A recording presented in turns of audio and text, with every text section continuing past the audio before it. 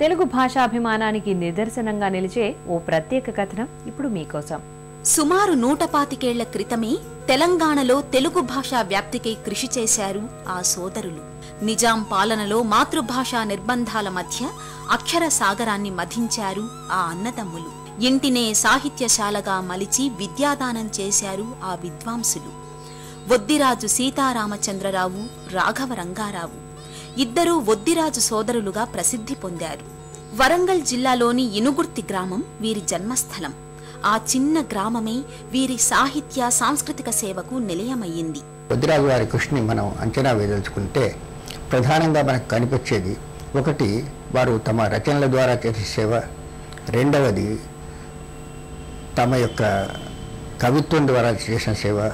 మూడవది, సామాజికంగా విజ్ఞానదాయకంగా సమాజాన్ని విజ్ఞానవంతం చేయడానికి చేసినటువంటి సేవ.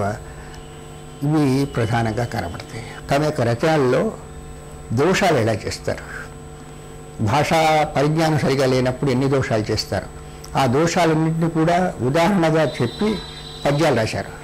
ఇంత విద్వాంసులు దోషాలను కూర్చి పద్యాలు రాయడం చాలా కష్టమైన విషయం. గుణంతో రాయడం పెద్ద కష్టం కాదు, దోషాలను సమకూర్చి రాయడం అనేది చాలా కష్టమైన విషయం. ఇంగ్లీష్లో కూడా పద్యాలు రాశారు, సంస్కృతంలో స్తోత్రాలు రాశారు, బాణములు రాశారు, తెలుగులో నవలలు రాశారు. 6 నవలలు వారికి కనిపిస్తున్నాయి.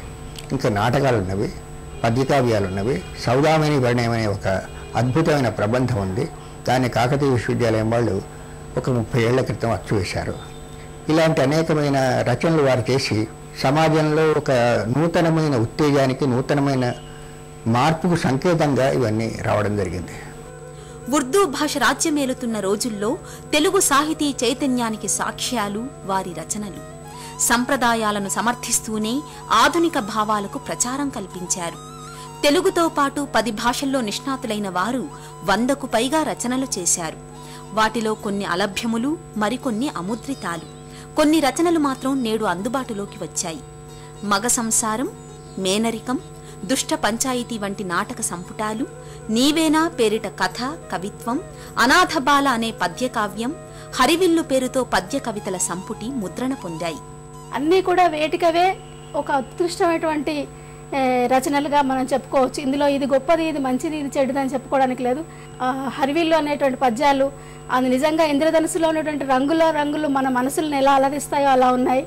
జీవశాస్త్రము, శారీరక శాస్త్రము, బ్యాటరీస్ గురించి, కరెంటు గురించి చేసినటువంటి రచనలు దాదాపు శతాబ్దం కిందనే అన్ని అంశాలను స్పృశించి అన్ని భాషల్లో రచనలు చేశారు. కాబట్టి ఇంకా వారి అమృత రచనలు అన్నింటిని కూడా మనం ముద్రించి ఈ తరానికి మార్గదర్శకం చేయవలసినటువంటి అవసరం ఎంతైనా ఉంది.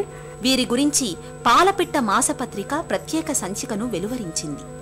1995లో పొట్టి శ్రీరాములు తెలుగు విశ్వవిద్యాలయం వొద్దిరాజు సోదరుల శతజయంతి మహోత్సవ ప్రత్యేక సంచికను ప్రకటించింది. అంతేకాదు, వొద్దిరాజు సోదరులు చిన్నారులకు వైజ్ఞానిక విషయాలు తెలియచేసేందుకు బాల విజ్ఞాన మంజూష రచించారు. ఆంగ్ల వ్యాకరణాన్ని సులువుగా నేర్చుకోవడానికి న్యూ మాన్యువల్ ఆఫ్ ఇంగ్లీష్ గ్రామర్ను తెలుగులో రాశారు. అష్టాధ్యాయి వంటి మరికొన్ని రచనలు ముద్రణలో ఉన్నాయి. వీరు ఆనాటి వాడుక భాషకు ప్రాధాన్యతనిచ్చి పద్యాన్ని పాడుకోవటానికి వీలుగా రచించారు. నవల, కథ, పద్యం, నాటకం వంటి ప్రక్రియలతో పాటు అనువాదాలను, శాస్త్ర గ్రంథాలను రాశారు. సంస్కృత, ఆంగ్ల భాషలలో కూడా రచనలు చేసిన ఘనత వీరిది. వాళ్ళు రాయని ప్రక్రియ లేదు తెలుగులో. అన్ని తీరుల వీళ్ళు భాషా సేవ చేసిండ్రు. అయితే కొందరు పెద్ద సీతారామచంద్రరావు గారితో ప్రౌఢం చాలా కఠినంగా ఉండేది. తర్వాత రాఘవరంగారావు మాత్రం పూర్తిగా తేనె వలె ఉండేది అన్నట్టు, అంటే చాలా సులభంగా అర్థమయ్యేటట్టు ఉండేది అన్నట్టు. గ్రంథాలయాలకు చాలా ప్రోత్సాహం ఇచ్చారు ఆ రోజుల్లో. అంటే దాంతో తెలుగు భాష ఎక్కువ ప్రచారంలోకి వస్తుందని. నేనైతే ఈ సీతారామచంద్రరావు గారిని ఖాళీ చేతులతో ఎన్నడూ చూడలేదు. ఎప్పుడు చేతుల పెన్ను, కాగితం ఇది.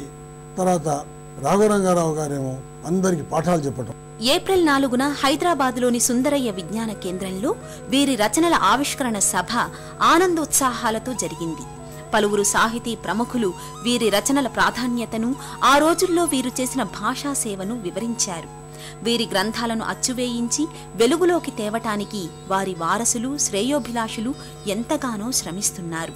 వొద్దిరాజు సోదరులు ఎటువంటి సౌకర్యాలు లేని ఆ రోజుల్లోనే ఎనుగుర్తి గ్రామం కేంద్రంగా ఓ తెలుగు పత్రిక నడిపారు. 1922 ఆగస్టు 22న విజ్ఞాన ప్రచారిణి పేరుతో ముద్రణాలయాన్ని స్థాపించి 5 ఏళ్ల పాటు తెలుగు పత్రికను వెలువరించారు, ఇంటింటికి అందించారు.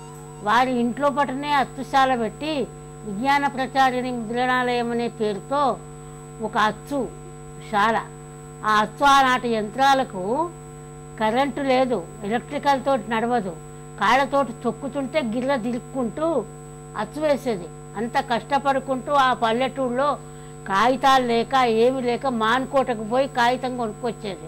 నైజాం జమానా కనుక అప్పుడు ఏమైనా కానీ ఉర్దూకే ప్రఖ్యాతి ఉన్నది, తెలుగుకు లేదు. లేకున్నా కూడా వారు ఆ తెలుగు వెలుగు కొరకు ఎన్నో తెలుగు గ్రంథాలు రాసి ప్రకటించి అచ్చు వేసి పంచిపెట్టి ఇంకా వేరే వాళ్ళు తెచ్చినవి కూడా అచ్చు వేసిండ్రు. కులమతాలతో సంబంధం లేకుండా ఉచితంగా భోజనం పెట్టి ఎందరో విద్యార్థులకు విద్యాదానం చేశారు.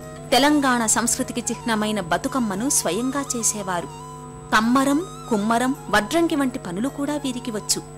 ఇంటి తలుపులను సొంతంగా తయారు చేసుకోవడమే కాకుండా ప్రధాన ద్వారంపై సంస్కృత శ్లోకాన్ని రాసుకున్న భాషాభిమానం వారిది. వారి ఇంటి ముందర తాము చెక్కినటువంటి ఒక శ్లోకం మనకు ఆకర్షిస్తుంది. భగవద్గీతలో విద్యా వినయ సంపన్నే బ్రాహ్మణే గవి హస్తిని శునిచైవ శ్వపాకే చ పండితా సమదర్శిన. విద్యా వినయం కలిగినటువంటి బ్రాహ్మణి యందు, గోవునందు, ఏనుగునందు, కుక్క యందు, కుక్క మాంసం తినేటువంటి వాని యందు పండితులైన వాళ్ళు, విజ్ఞానులైన వాళ్ళు సమానంగా చూస్తూ సమాన దర్శనం కలిగి ఉంటారు. ఈ శ్లోకాన్ని వారి ఇంటి ముందర చెక్కి పెట్టుకున్నారు. ఈ వొద్దిరాజు సోదరులు కవులు, పండితులు, విమర్శకులు, వైద్యులు, పాత్రికేయులు, చరిత్రకారులు వెరసి తెలంగాణ వైతాళికులు అని చెప్పవచ్చు. ఇప్పుడు స్వల్ప విరామం.